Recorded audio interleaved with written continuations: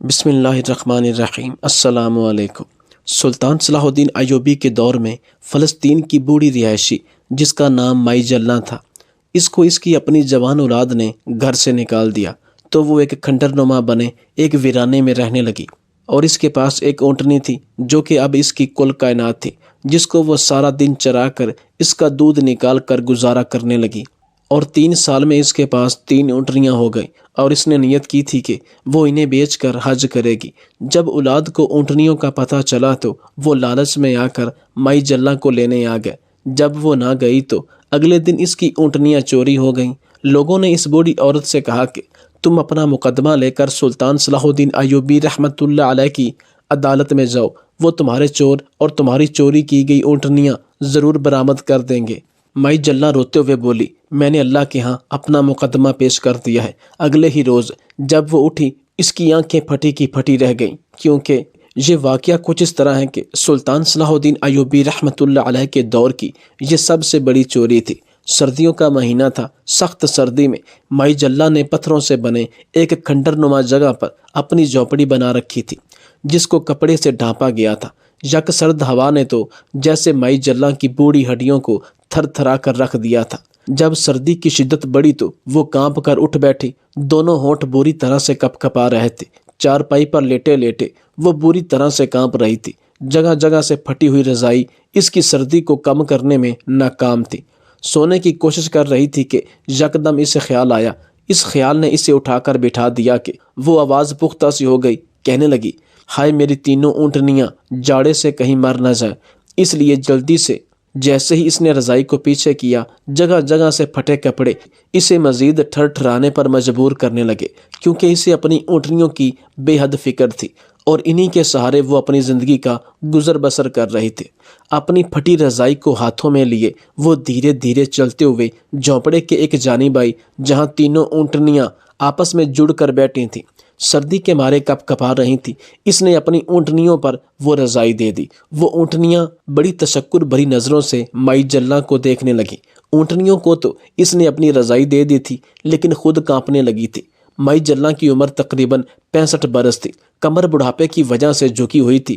پھر سے آ کر اپنی چارپائی پر لیٹ گئی۔ نیچے بچھا بستر اس نے اوپر لے لیا تھا۔ چارپائی بھی اتنی ڈھیلی تھی کہ وہ بیچ میں گھس گئی تھی۔ پوری رات مائی جلنا کانپتی رہی تھی۔ ایک لمحے کو بھی اس کی آنکھ نہ لگی، لیکن دل میں جذبہ ایمانی اس قدر بلند تھا کہ سب کچھ سہ رہی تھی۔ کہتی تھی کہ اس سال تینوں اونٹنیوں کو بیچ کر دینار اکٹھے کروں گی اور اللہ کا گھر دیکھنے جاؤں گی، حج کی ادائیگی کروں گی، پھر چاہے موت آ جائے کوئی پرواہ نہیں۔ بس میری تو اللہ سے یہی دعا ہے کہ حج کرنے سے پہلے مجھے اس دنیا سے نہ اٹھائے۔ میں نے کون سا دنیا کمانی ہے، اور نہ ہی مجھے دنیا کی کسی چیز کی خواہش ہے سوائے اللہ کا گھر دیکھنے کے۔ مائی جلنا کو اپنی گزشتہ زندگی یاد آنے لگی۔ بچپن سے جوانی اور جوانی سے بڑھاپا صرف مشقتیں ہی کاٹی تھیں۔ اس عورت کی زندگی میں کوئی لمحہ ایسا نہ تھا جس میں اس کو مکمل خوشی نصیب ہوئی ہو۔ چھوٹی سی تھی جب اپنے گھر میں باندھی اونٹنیوں، بھیڑ اور بکریوں کو بڑے شوق سے سنبھالتی تھی۔ اپنی ماں کے ساتھ لگ کر گائے کے گوبر کو اٹھاتی، اس کو دیواروں پر لگا دیتی۔ یہ سب کام کرتے ہوئے اس نے جوانی کی دہلیز پر جیسے ہی قدم رکھا تو اس کے والد نے اس کی شادی کر دی۔ سسرال بھی اسے ایسا ہی ملا تھا۔ گھر کے کام کاج کے ساتھ وہ اپنے مویشیوں کا بھی بہت خیال رکھتی تھی۔ ایک دن اس کے شوہر نے جب اس سے اس کی خواہش پوچھی کہ تم بتاؤ تمہیں کیا پسند ہے، میں تمہیں وہی چیز لا کر دوں گا۔ نئی نئی شادی ہوئی تھی، اس لیے شوہر نے سمجھا کہ شاید وہ سونے کے کانٹے اور خوبصورت لباس مانگ لے گی اور وہ اسے لا دے گا تو خوش ہو جائے گی۔ لیکن جو بات مائی جلنا نے کہی وہ سن کر اس کا شوہر پہلو بدل کر رہ گیا تھا۔ اس کے شوہر کا نام اللہ بخش تھا۔ یہ کہنے لگی، مجھے حج کا شوق ہے اللہ بخش، مجھے حج کروا دے۔ مائی جلنا کا شوہر کہنے لگا کہ تو جانتی ہے کہ میرا اتنا کام نہیں کہ میں تمہیں حج کروا سکوں، اور جھوٹے لارے میں تجھے لگا نہیں سکتا، لیکن ہاں تجھے میں روز کا خرچہ دوں گا، تو جمع کر لینا، آگے جیسے تیرے اور میرے رب سونے کی مرضی، وہ ہماری نیتوں کو ہم سے بہتر جانتا ہے۔ مائی جلنا کہنے لگی کہ پھر تو سالوں لگ جائیں گے اللہ بخش، کہیں میں بوڑھی ہی نہ ہو جاؤں۔ یہ سن کر اس کا شوہر ہنسنے لگا، کہنے لگا، میں تجھے بتاتا ہوں، تو پیسے جوڑ اور اس سے ایک اونٹنی خرید لے، اور اس اونٹنی پر خوب محنت کریں گے، اللہ اس میں برکت ڈالیں گے۔ جب وہ اچھی صحت مند ہو جائے گی، پھر اسے اچھی قیمت میں بیچتے ہی تمہیں اچھے خاصے دینار مل جائیں گے۔ جس سے تمہارا حج ہو جائے گا۔ یہ سن کر وہ بہت خوش ہوئی، لیکن انہی دنوں وہ امید سے ہو گئی۔ اس کے باوجود اس نے پیسے جمع کر کے ایک اونٹنی خریدی۔ جیسے جیسے اس کے وجود میں بچے نے پرورش پائی، ایسے ایسے اونٹنی نے بھی پرورش پائی، کیونکہ اس نے بچے کے ساتھ ساتھ اونٹنی کا بھی بڑا خیال رکھا۔ بچے کی ولادت کے بعد بھی وہ اونٹنی کا بہت خیال رکھتی رہی، لیکن بڑا بیٹا بہت کمزور پیدا ہوا تھا۔ ایک بار اسے تیز بخار ہو گیا اور گاؤں میں کسی کے پاس علاج نہ تھا۔ اللہ بخش بہت پریشان ہو گیا، تو پھر اس کی بیوی نے بڑے بیٹے کی خاطر وہ اونٹنی بیچ کر دینار لیے اور دونوں میاں بیوی بچے کو فلسطین سے مصر شہر لے گئے اور بچے کا علاج ایک حکیم سے کروایا۔ اس کا بیٹا تو صحت یاب ہو گیا، لیکن دینار سارے ختم ہو گئے تھے۔ مائی جلہ کی تو پھر سے محنت اور کوشش جاری ہو گئی اور پھر سے دینار جوڑنے لگی۔ وقت یوں ہی گزرنے لگا، وہ رقم جمع کرتی، اونٹنی پالتی، اور جب اسے بیچ کر حج کے لیے جانے کا وقت آتا تو کوئی نہ کوئی مسئلہ کھڑا ہو جاتا، کبھی بیٹی کا جہیز تو کبھی بیٹے کی شادی۔ ایسا کر کر کے وہ اونٹنی بیچ دیتی اور دوبارہ سے محنت مشقت میں لگ جاتی۔ تمام بچوں کے فرائض ادا کرتے کرتے مائی جلہ کی عمر 50 سال تک پہنچ گئی تھی کہ اس کا شوہر اللہ بخش بھی اس کا ساتھ چھوڑ گیا۔ اس دن تو مائی جلہ پھوٹ پھوٹ کر روئی تھی، کہنے لگی، اللہ بخش مجھے کیوں اکیلا چھوڑ گئے ہو؟ تم نے تو مجھ سے وعدہ کیا تھا کہ دونوں میاں بیوی حج کرنے جائیں گے، تم حج کیے بغیر کیوں اللہ کے پاس چلے گئے؟ اسے لگا تھا کہ شوہر کے جاتے ہی بیٹے اسے سنبھال لیں گے، لیکن اس معاملے میں وہ خوش نصیب نہ نکلی۔ بیٹوں کے رویے آہستہ آہستہ مائی جلہ سے بدلنے لگے۔ پہلے تو اس کی چارپائی ایک فالتو کمرے میں بچھا دی گئی، جہاں پر گھر کا سارا کوڑا کرکٹ رکھا جاتا تھا۔ وہیں اس کی پرانی سی چارپائی جو کہ کافی ڈھیلی ہو چکی تھی، اس کے بیٹوں نے بچھا دی۔ کہنے لگے، اماں تو ایک بوڑھی جان ہے، اتنا بڑا کمرہ تو کیا کرے گی؟ بچے اب ایک کمرے میں نہیں سوتے، ہمارا گزارا مشکل ہے، اس لیے تیرا بڑا کمرہ بچوں کو دے دیں گے۔ تینوں بیٹوں کے 2 بچے تھے۔ مائی جلہ نے اس بات پر بھی کوئی اعتراض نہ کیا، لیکن اس کے بعد بہو نے تو اسے کھانا پانی بھی دینا چھوڑ دیا۔ کہنے لگی، ہٹی کٹی عورت ہے، تو اپنا بوجھ خود اٹھا۔ مائی جلہ نے اونٹنیاں پال رکھی تھیں، لیکن اس کا دودھ نکال کر بہویں استعمال کرنے لگی۔ اس میں سے وہ مائی جلہ کو کچھ نہ دیتی، لیکن اس اونٹنی کی دیکھ بھال کی ساری ذمہ داری مائی جلہ کی تھی۔ وہ کبھی کبھار بیمار ہو جاتی اور کسی بہو سے کہہ دیتی کہ اونٹنی کو ذرا چارہ ڈال دو، تو وہ الٹے ہاتھ مارتی، کہتی کہ ہم فارغ نہیں ہیں ان کاموں کے لیے، اور بھی بہت سے کام ہیں ہمیں۔ وہ بیچاری بیماری کے باوجود اپنی اونٹنی کو سنبھالتی تھی، لیکن جب بچوں نے کہا کہ اماں اب تو گھر کے ساتھ پڑی خالی جگہ پر چارپائی بچھا کر سو جایا کر، ہمیں یہ فالتو کمرہ بھی اب چاہیے، کیونکہ اسے ہم خالی کروا کے بچوں کے لیے ایسا کمرہ بنائیں گے جہاں وہ سکون سے رہ سکے۔ یہ سن کر مائی جلہ تو غصے سے بفر اٹھی، کہنے لگی، میں کیا پالتو سامان ہوں جو تم لوگوں کا جہاں دل چاہتا ہے مجھے پھینک دیتے ہو؟ اس کمرے سے کاٹ کباڑ اٹھاؤ، لیکن یہ کمرہ اب میں ہی رکھوں گی۔ یہ کہنا تھا کہ تینوں بہویں ساس پر چیخنے چلانے لگی، بیٹے بھی چیخنے لگے۔ لڑائی جھگڑا بڑھ گیا تو تینوں بیٹوں نے ماں کو دھکے دے کر گھر سے نکال دیا، ساتھ میں ماں کی اونٹنی کو بھی مائی جلہ کو تھمایا۔ ایک بہو بولی، اس اونٹنی کو بھی اپنے ساتھ لے جاؤ، ہم سے نہ سنبھالی جائے گی۔ مائی جلہ تو رو رو کر بے حال ہو گئی۔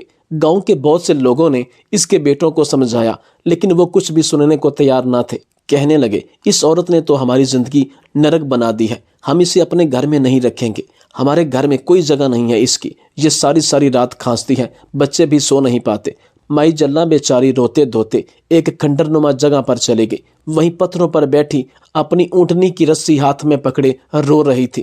ایک نوجوان اس کے پاس آیا، جب اس سے وہاں بیٹھنے کی وجہ دریافت کی تو اس نے روتے ہوئے اپنے بیٹوں کی ساری باتیں اسے بتائیں تو اس نوجوان نے اس کھنڈر کے پاس ہی اسے ایک اچھا سا جھونپڑا ڈال دیا۔ اس نے نوجوان لڑکوں کو بہت دعائیں دی۔ مائی جلہ کا اخلاق بھی ایسا تھا کہ وہاں پر آتے جاتے لوگ ان سے کافی مانوس ہو چکے تھے۔ اس کھنڈر سے کچھ دوری پر ہی ایک کباڑ والا موجود تھا، جو اکثر کچرا وغیرہ چننے کے لیے اس کی جانب آ جایا کرتا تھا۔ ایک مرتبہ جب وہ ایک شام وہاں سے گزرا تو کیا دیکھا کہ یہ کھنڈر بالکل ویران پڑا ہے، اکا دکا ہی لوگ آ جا رہے ہیں۔ ایک جانب ایک جھونپڑی بنی ہے جس کی چھت پر تو کپڑا ہے، مگر دیوار کی صرف ایک جانب چادر گری ہوئی ہے، باقی دیواروں پر صرف لکڑی کے بالے ہی موجود ہیں، اور اس میں ایک بوڑھی عورت بیٹھی ہے۔ نہ ہی اس جھونپڑی میں کوئی چارپائی تھی اور نہ ہی وہاں پر کوئی اور ضرورت کا سامان تھا۔ وہ اکثر مائی جلہ کو وہاں پر اپنی اونٹنی چراتے ہوئے دیکھتا تھا۔ سارا دن مائی جلہ کا اپنی اونٹنی کے ساتھ ہی گزر جاتا اور وہ اس کا یوں خیال رکھتی جیسے وہ اس کا بہت ہی قیمتی سرمایہ ہو۔ تھا تو وہ بھی غریب، لیکن مائی جلّاں کی حالت دیکھ کر اسے اس پر ترس آنے لگا تھا۔ بھلے ہی اس کا مشکل سے گزارا ہو رہا تھا، مگر اس کے باوجود مائی جلّاں کی حالت دیکھ کر اور اس کا انداز دیکھ کر وہ یہ تو اندازہ لگا چکا تھا کہ یہ کوئی جدی پشتی غریب یا پھر خانہ بدوش نہیں ہے، بلکہ کسی مجبوری کے تحت یہاں رہ رہی ہے۔ وہ کباڑ والا ایک روز اپنے کباڑ خانے آیا، ایک پرانی بوسیدہ سی چارپائی اور کچھ ضرورت کا سامان جسے بیچ کر اسے اچھی خاصی رقم مل سکتی تھی وہ اٹھا کر مائی جلّاں کے پاس چلا آیا۔ یہ اپنی جھونپڑی کے باہر بیٹھی تازہ گھاس کاٹ کر اپنی اونٹنی کو دے رہی تھی کہ جب وہ کباڑیا جس کی عمر 40 سال تھی اس کے پاس چلا آیا۔ مائی جلّاں نے اس آدمی کو دیکھا تو حیرت سے اس کے پاس موجود سامان دیکھنے لگی تو وہ آدمی کہنے لگا کہ اماں جی، آپ یہ سامان اپنے پاس رکھ لیں، یہ سب میں آپ کے لیے لایا ہوں۔ یہ سن کر مائی جلّاں کی آنکھیں اشک بار ہو چکی تھیں۔ اس نے اس آدمی کا شکریہ ادا کیا اور پھر اس سے وہ سامان لے لیا۔ اس کی آنکھوں میں آنسو اس وجہ سے بھی آ جایا کرتے تھے کہ غیر لوگ اس کا اخلاق اور اس کی غربت دیکھ کر اس کا ساتھ دینے کے لیے تیار تھے۔ اکثر اس کھنڈر میں آنے جانے والے لوگ اس کی مالی مدد بھی کر دیا کرتے تھے اور بدلے میں مائی جلّاں سے ڈھیروں دعائیں لیا کرتے تھے۔ مگر اس کی اولاد کے تین بیٹے ہونے کے باوجود وہ جھونپڑے میں رہ رہی تھی اور کسی بیٹے نے پلٹ کر یہ دیکھنے کی بھی کوشش نہیں کی تھی کہ ان کی اماں کہاں گئی ہے۔ خیر، یوں ہی وقت گزرتا گیا اور اس کی اونٹنی نے 2 بچوں کو جنم دیا۔ یہ دیکھ کر تو مائی جلّاں کی خوشی کی کوئی انتہا نہ رہی۔ اس کی آنکھوں میں آنسو آ چکے تھے۔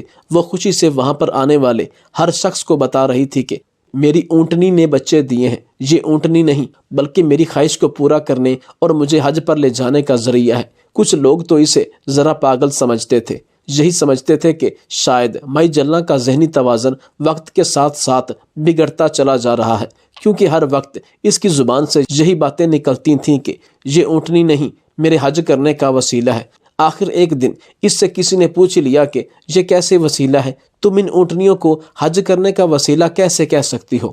یہ سن کر مائی جلّاں کہنے لگی کہ تم نہیں سمجھو گے۔ میرے شوہر نے مجھے کہا تھا کہ تم اونٹنیوں کو پال پوس کر بیچنا، تمہیں جو دینار ملیں گے اس سے حج کرنے کے لیے اللہ کے گھر چلی جانا۔ تبھی تو میں کہتی ہوں کہ یہ اونٹنیاں نہیں بلکہ میرے حج کا سامان ہے۔ یہ سن کر تو لوگ اس سے متاثر ہوئے بغیر نہیں رہتے تھے۔ وہ نہ کسی سے فالتو بات کرتی تھی اور نہ ہی اپنے دکھڑے روتی تھی، بلکہ ہمیشہ چہرے پر مسکراہٹ سجائے ہر ایک سے بڑی شگفتگی سے پیش آتی تھی۔ آج تک کسی نے مائی جلّاں کو اپنے لیے جوخم اٹھاتے یا کام کرتے نہیں دیکھا تھا۔ سارا دن وہ اپنی اونٹنیوں کے خیال میں لگی رہتی۔ ایک اونٹنی اور اب اس کے بچوں کو وہ سنبھالتی رہتی، کبھی تازہ گھاس لا کر دیتی تو کبھی کوئی خاص جڑی بوٹی دور سے توڑ کر لاتی اور انہیں دیتی، اور پھر اونٹنی کا دودھ بیچ کر ہی وہ اپنا گزارا کر رہی تھی۔ نہ جانے کیسی برکت تھی کہ بڑے بڑے ذمہ داروں اور جاگیرداروں کی اونٹنیاں بھی اس قدر صحت مند نہ ہو پاتی تھیں جتنی صحت مند اور قابل دید اونٹنیاں مائی جلّاں کی تھیں۔ ایک مرتبہ اسی گاؤں کا چودھری اس کھنڈر پر چلا آیا۔ جب اسے مائی جلّاں کی اونٹنیاں وہاں پر گھاس چرتی ہوئی نظر آئیں، ایسی صحت مند اونٹنیاں چودھری نے تو عام طور پر کسی کے پاس بھی نہیں دیکھی تھی۔ پاس کھڑا شخص کہنے لگا کہ یہ اونٹنیاں مائی جلّاں نامی عورت کی ہیں جو یہیں ایک جھونپڑی میں رہتی ہے۔ یہ سن کر چودھری میں لالچ آیا تھا۔ وہ چلتا ہوا اس جھونپڑی کے پاس آیا جہاں پر مائی جلّاں رہتی تھی۔ مائی جلّاں نے جھونپڑی کے باہر لوگوں کی آواز سنی تو فوراً چہرہ چھپائے باہر نکل آئی۔ دیکھا تو سامنے گاؤں کا چودھری کھڑا تھا۔ کہنے لگا یہ اونٹنیاں آپ کی ہیں؟ تو مائی جلّاں نے فوراً ہاں میں سر ہلایا۔ وہ بڑی ہی ہچکچا رہی تھی۔ پھر اس کے سامنے گاؤں کا چودھری کہنے لگا بڑی ہی اچھی اونٹنیاں ہیں، اگر تم چاہو تو میں تمہیں ان کا معاوضہ دے سکتا ہوں، تم اس جھونپڑی سے نکل کر پکے گھر میں رہ سکتی ہو۔ یہ سن کر مائی جلّاں نے ایک نظر چودھری پر ڈالی۔ چودھری فوراً اپنے ماتھے پر بل ڈال کر کہنے لگا میں چاہتا ہوں کہ تم یہ اونٹنیاں میری حویلی پر چھوڑ دو، میرا اپنا کاروبار ہے، میں دودھ بیچتا ہوں، تمہاری اونٹنیوں کو بھی اپنے پاس رکھ کر اچھا کھلاؤں گا پلاؤں گا، ان کا دودھ بیچوں گا، جو بھی معاوضہ ہوا وہ میں تمہیں دوں گا، اس طرح تمہاری اونٹنیاں تمہیں مالا مال کر سکتی ہیں۔ یہ سن کر مائی جلّاں کے چہرے پر مسکراہٹ آئی تھی۔ کہنے لگی کہ چودھری صاحب اگر میں چاہتی تو یہ سب خود بھی کر سکتی تھی، میرے پاس خیر سے 3 اونٹنیاں ہیں، میں بھی گھر گھر جا کر دودھ بیچتی، اونٹنیوں کے خالص دودھ کی تو ویسے بھی بڑی مانگ ہے، میں خود بھی کما سکتی تھی اور اپنے حالات بدل سکتی تھی، مگر چودھری جی مجھے دنیا کی آسائشوں کی اور پکے گھروں کی ضرورت نہیں، میں تو اپنے رب سونے کا گھر دیکھنا چاہتی ہوں، اس کے بعد چاہے موت بھی آ جائے تو مجھے پرواہ نہیں۔ اتنا کہہ کے مائی جلاں ایک مرتبہ پھر اپنی اونٹنیوں کی رکھوالی میں لگ چکی تھی، جبکہ چودھری اس عورت کی نیت دیکھ کر ہی وہاں سے پلٹ کر چلا گیا۔ وہیں دوسری جانب مائی جلاں کے تینوں بیٹے، اب تو ان کو وہ گھر بھی تنگ لگنے لگا تھا، کیونکہ جیسے جیسے بچے بڑے ہو رہے تھے، بچے آپس میں بہت لڑائی جھگڑا کرنے لگے تھے۔ نہ صرف بچے بلکہ بچوں کی وجہ سے مائیں بھی آپس میں لڑنے لگی تھیں۔ گھر کا سکون تو جیسے برباد ہو کر رہ چکا تھا۔ مائی جلاں اور اللہ بخش کی حویلی بڑی تھی، وہاں پر مزید کمرے بنائے جا سکتے تھے، اس لیے انہوں نے سوچا کہ مزید گھر میں کمرے بنا کر سب بھائی اپنا حصہ بانٹ لیں گے، تاکہ روز روز کی چک چک سے تو جان چھوٹے۔ وہ اسی سوچ میں تھے کہ رقم کہاں سے لائیں، وہ لوگ جو کماتے تھے وہ تو گھر کے اور بچوں کے خرچ پر ہی لگ جاتا تھا۔ ایسے میں ایک روز گاؤں کے چودھری نے انہیں اپنے پاس بلایا اور پھر یہی خواہش ظاہر کی کہ تم لوگ مجھے اپنی ماں کی اونٹنیاں دے دو، اس کے بدلے میں تم لوگوں کو منہ مانگی قیمت دوں گا۔ یہ سن کر مائی جلاں کے بیٹے بڑی حیرت میں مبتلا ہوئے تھے۔ چودھری تو یہی سمجھ رہا تھا کہ ان کی ماں ان کے ساتھ ہی رہتی ہے، مگر بیٹوں کو تو خبر ہی کہاں تھی کہ اماں کے پاس اتنی اچھی اونٹنیاں موجود ہیں۔ بہرحال ان کے من میں لالچ جاگ اٹھا تھا۔ انہوں نے چودھری کو صاف منع کر دیا کہ ہم ہرگز اپنی اونٹنیاں نہیں بیچیں گے۔ چودھری ایک مرتبہ پھر خاموش ہو چکا تھا، جبکہ تینوں بیٹے آپس میں فیصلہ کرنے لگے کہ ہم کسی طرح بھی اماں کو گھر لائیں گے، اماں سے نہ صحیح البتہ ان اونٹنیوں سے تو ہمیں کافی فائدہ ہو سکتا ہے۔ اسی روز وہ اس کھنڈر پر پہنچے جہاں پر مائی جلاں دھوپ میں بیٹھی اپنی اونٹنیوں کی رکھوالی کر رہی تھی۔ دور سے اپنے بیٹوں کو آتا دیکھا تو فوراً اپنا چہرہ موڑ گئے۔ یہی سوچا کہ ہو سکتا ہے کہ بیٹوں نے کہیں جانا ہو، مگر بیٹے سیدھا چلتے ہوئے اس کے پاس آ گئے اور ماں کے پاس بیٹھ کر اپنے کیے پر شرمندہ ہوتے ہوئے معافیاں مانگنے لگے۔ ان کی نظر ماں پر کم اور ان اونٹنیوں پر زیادہ تھی جو ماں کے پیچھے کھڑی تھی۔ ماں بھی کچھ بھانپ چکی تھی۔ بیٹے معافیاں مانگتے ہوئے کہنے لگے کہ اماں ہمیں معاف کر دے، ہمیں اپنی غلطی کا احساس ہو گیا ہے۔ جب سے تو گھر چھوڑ کر گئی ہے گھر میں تو سکون ہی ختم ہو گیا ہے۔ بے شک ماں جیسا پیار دنیا میں کوئی نہیں کر سکتا۔ تو ہمارے ساتھ گھر چل، وہ گھر سب سے پہلے تیرا ہے، بعد میں ہمارا ہے۔ مگر مائی جلاں نے جانے سے انکار کر دیا، کہنے لگی کہ مجھے تم لوگوں کی اور اس گھر کی کوئی ضرورت نہیں، میں یہی خوش ہوں، کھلی فضا ہے، اپنا گھر ہے، کسی کی محتاج نہیں ہوں۔ میرے پاس میری اونٹنیاں ہیں جن سے میں دل کی باتیں کر لیتی ہوں، پھر یہ آس پاس کے لوگ میرا خیال رکھتے ہیں۔ کوئی کھانے کے لیے کچھ پکڑا جاتا ہے تو کوئی تھوڑی دیر آ کر باتیں کر جاتا ہے۔ یہ سب ہی میرا خاندان بن چکے ہیں، میں تم لوگوں کے ساتھ نہیں جانے والی۔ بیٹوں نے خوب منتیں ترلے کیے مگر مائی جلاں نہ مانی تو مجبوراً انہیں یوں ہی واپس جانا پڑا۔ اس روز ایک مرتبہ پھر مائی جلاں کا دل بری طرح سے ٹوٹا تھا۔ وہ ایک جانب اپنی جھونپڑی میں بیٹھی کتنی ہی دیر روتی رہی، اس کی اونٹنیاں باہر ہی اس کے جھونپڑے کے پاس بندھی تھی۔ اس سے پہلے شوہر یاد آتا رہا، پھر اپنے بیٹوں کی بے وفائی، اکیلی عورت تھی، اگر مر بھی جاتی تو کون تھا جو اسے دفناتا؟ سگی اولاد تو شاید جنازے کو کندھا دینے تک بھی نہ پہنچتی، غیر تو پھر غیر تھے۔ یہی سوچ کر روتے دھوتے رات کے کسی پہر اس کی آنکھ لگ گئی۔ صبح جب اٹھی تو اسے اپنی اونٹنیوں کے بولنے کی آوازیں نہیں آ رہی تھی۔ جیسے ہی جھونپڑے سے نکل کر باہر آئی تو اس کے پیروں کے نیچے سے زمین نکل گئی، کیونکہ وہاں پر میدان صاف تھا، اس میں ایک بھی اونٹنی موجود نہیں تھی۔ وہ فکر کے مارے دیکھنے لگی کہ کہیں کھونٹے سے رسی چھڑا کر بھاگ تو نہیں گئی، لیکن ایسا آج سے پہلے کبھی نہیں ہوا تھا۔ اس کی اونٹنیوں کی رسی اگر کھلی بھی ہوتی تو وہ کہیں نہیں جاتی۔ یہ مائی جلاں سے بڑی ہی وفادار تھی۔ وہ ہانپتے ہوئے اپنی اونٹنیوں کو ادھر ادھر ڈھونڈنے لگی، یہاں تک کہ پورا کھنڈر چھان مارا مگر اس کی اونٹنیاں کہیں نہیں تھیں۔ وہ تو پھوٹ پھوٹ کر رونے لگی۔ اسے روتا دیکھ کر اس کھنڈر پر موجود لوگ اس کی جانب آنے لگے۔ وہ روتے ہوئے سب کو اپنی اونٹنیوں کا بتانے لگی تو ہر کوئی مائی جلاں کے ساتھ تڑپ اٹھا تھا۔ سبھی اس کی اونٹنیوں کو ڈھونڈنے لگے، یہاں تک کہ مسجدوں میں اعلان بھی کروا دیا گیا، مگر اس کی اونٹنیاں کہیں نہیں ملی تھیں۔ کچھ لوگ اس کے پاس آئے اور کہنے لگے کہ اماں تم اس سلطنت کے سلطان صلاح الدین ایوبی رحمۃ اللہ علیہ کی عدالت میں جا کر اپنا مقدمہ سناؤ، ہو سکتا ہے تمہاری اونٹنیاں مل جائیں، چور پکڑے جائیں۔ اماں نے کہا کہ سلطان مصر میں ہے جبکہ میں فلسطین میں ہوں۔ پھر مائی جلاں روتے ہوئے کہنے لگی کہ ویسے بھی میں نے اپنا مقدمہ اللہ کی بارگاہ میں درج کروا دیا ہے، یہ میرے حج کے دینار تھے، میری اونٹنیاں نہیں چوری ہوئیں بلکہ میرے حج کا ٹکٹ چوری ہوا ہے، بس میرا رب مجھے میرا ٹکٹ دے گا۔ مائی جلّاں کی یہ خبر اس قدر پھیلی کہ لوگ دور دور سے اس کی جانب آنے لگے۔ ہر کوئی اسی کوشش میں لگا تھا کہ کسی طرح اس کی اونٹنیاں مل جائیں۔ مائی جلّاں کو تو اپنی زندگی خالی لگنے لگی تھی۔ وہ اپنی جھونپڑی میں بیٹھی اور رو رو کر اپنی حالت بگاڑ چکی تھی۔ اسے تو لگا تھا کہ شاید اب اس کی موت قریب ہے، وہ مر کر ہی اپنے رب سے ملے گی۔ خانہ کعبہ دیکھنا تو جیسے اس کے نصیب میں ہی نہ تھا۔ مگر اگلی صبح جب وہ اٹھی تو اس کے ہوش اڑے تھے۔ اس کی جھونپڑی کے باہر بڑے لوگ بیٹھے مائی جلّاں کے اٹھنے کا انتظار کر رہے تھے۔ یہ بکھلائی ہوئی باہر آئی اور کہنے لگی، کیا میری اونٹنیاں مل گئی ہیں؟ کیا تم لوگ میری اونٹنیوں کا پتہ لے کر آئے ہو؟ یہ سن کر ان لوگوں نے آگے بڑھتے ہوئے اس کے سر پر ہاتھ رکھ دیا اور پھر اپنی جیب سے رقم نکال کر مائی جلّاں کی جھولی میں ڈالی اور کہنے لگے، اماں، نہ ہی یہ کوئی خیرات ہے اور نہ ہی کوئی صدقہ، نہ ہی یہ کوئی ہم تم پر ترس یا ہمدردی کے طور پر تمہیں دینار دے رہے ہیں، بلکہ یہ تم سمجھو کہ تمہارے حج کا خرچہ ہے۔ ہم تمہیں اپنے دیناروں سے حج کروائیں گے۔ تم نے جو نیکیاں کی ہیں وہ تمہارا رب جانتا ہے۔ جس نیت سے تم اپنی اونٹنیوں کو پال رہی تھی وہ بھی تمہارا رب بہتر جانتا ہے۔ وہ تمہاری نیت سے انجان نہیں ہے، مگر اب ہمارا فرض بنتا ہے کہ ہم آپ کو خدا کا گھر دکھائیں۔ یہ سن کر مائی جلّاں رونے لگی تھی۔ اس کے منہ سے تو بات ہی نہیں نکل رہی تھی۔ کتنی دیر ہچکیاں باندھے روتی رہی۔ اس نے یہ رقم واپس کرنے کی بھی سوچی، مگر وہ لوگ کہنے لگے کہ ہرگز نہیں، آپ ان دیناروں سے جا کر حج کریں، وقت کا کوئی بھروسہ نہیں۔ کم از کم آپ اپنی قبر میں یہ ارمان تو لے کر نہیں جائیں گی کہ آپ نے حج نہیں کیا۔ مائی جلّاں مسکرائی تھی، کہنے لگی کہ تم لوگوں کا بہت بہت شکریہ، میرا رب میرے ساتھ انصاف ضرور کرے گا۔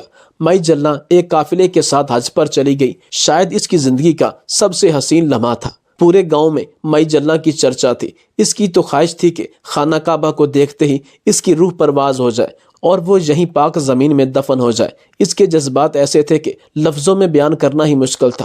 مائی جلّاں تو حج کا فریضہ ادا کرنے کے لیے چلی گئی، لیکن پیچھے سے گاؤں کے سردار نے پورا گاؤں اکٹھا کر کے سلطان صلاح الدین ایوبی رحمۃ اللہ علیہ کی عدالت میں حاضر ہوا اور مائی جلّاں کی چوری ہوئی اونٹنیوں کے بارے میں سلطان کو سارے واقعہ سے آگاہ کیا۔ سلطان نے اس کھنڈر کے آس پاس موجود تمام لوگوں کی چھان بین کی اور معلوم کرنے پر پتہ چلا کہ ایک چودھری جو مائی جلّاں کی اونٹنیاں خریدنا چاہتا تھا، لیکن مائی جلّاں نے اسے جواب دے دیا تھا۔ سلطان اس چودھری کے پاس گئے۔ پہلے تو چودھری نے آئیں بائیں کیا، لیکن جب سلطان نے اپنی تلوار میان سے نکالی تو اس نے سب اگل دیا۔ مائی جلّاں جب حج کا فریضہ سر انجام دے کر واپس لوٹی تو گاؤں والے پھولوں کے ہار لے کر استقبال کو آئے تھے۔ سبھی اس کو لے کر کھنڈر کے اس جھونپڑے میں پہنچے تو مائی جلّاں ٹھٹک کر رکی تھی، کیونکہ اس کی تینوں اونٹنیاں اس کے جھونپڑے کے باہر یوں ہی بندھی ہوئی تھیں جیسے پہلے بندھی ہوا کرتی تھی۔ وہ حیرت سے لوگوں کا چہرہ دیکھتی اور پھر ان اونٹنیوں کو مارے خوشی کے وہ دوڑتے ہوئے اپنی اونٹنیوں کے پاس آئی اور انہیں سینے سے لگا کر رونے لگی۔ کہنے لگی کہ یہ اونٹنیاں کہاں سے آ گئیں؟ یہ تو چوری ہو گئی تھی۔